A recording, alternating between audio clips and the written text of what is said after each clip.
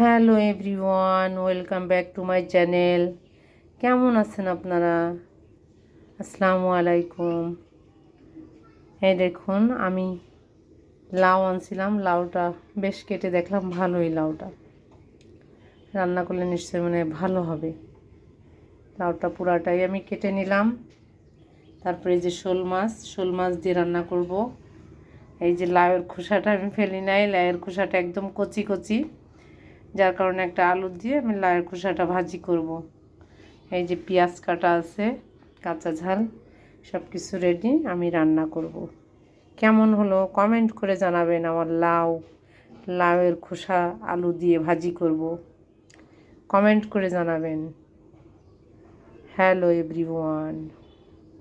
এই দেখুন, মনে হচ্ছে লাউটা আমার এই কড়াইতে ধরবে না, আমার আর একটু বড় কড়াইতে ঢেলে দিতে হবে মনে হচ্ছে। তাই দেখি একটু নাড়াচাড়া দিয়ে যদি না কমে তাহলে আমার বড় কড়াইতে ঢালতে হবে। এই যে আমি নাড়াচাড়া করে একটু দিয়ে দেখি, না হলে আমার বড় কড়াইতে ট্রান্সফার করতে হবে, কারণ নাড়াচাড়া না করতে পারলে তো আমি রান্না করতে পারবো না।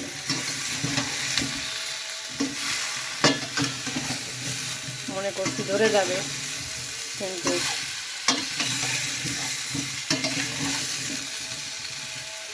ধরছে না মনে হচ্ছে। আমি অন্য কড়াইতে সেট করবো এটা।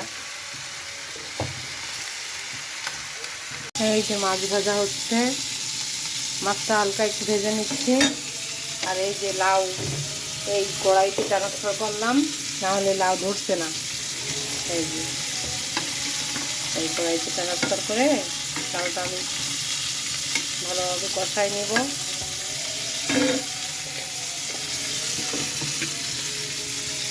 এই যে মাছ ভাজা হচ্ছে। হ্যালো এভরিওয়ান, এই যে লাউ শোল মাছের তরকারি রেডি হয়ে গেল। আর এই যে আপনার লাউর খোসা দিয়ে আলু ভাজি করছি। কেমন হয়েছে কমেন্ট করে জানাবেন। আগের দিনের তরকারিও রয়ে গেছে, পুঁই শাক চিংড়ি মাছ, ওইটা রয়ে গেছে।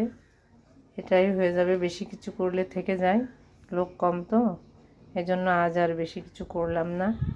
Tata, bye bye, take care, আল্লাহ হাফেজ।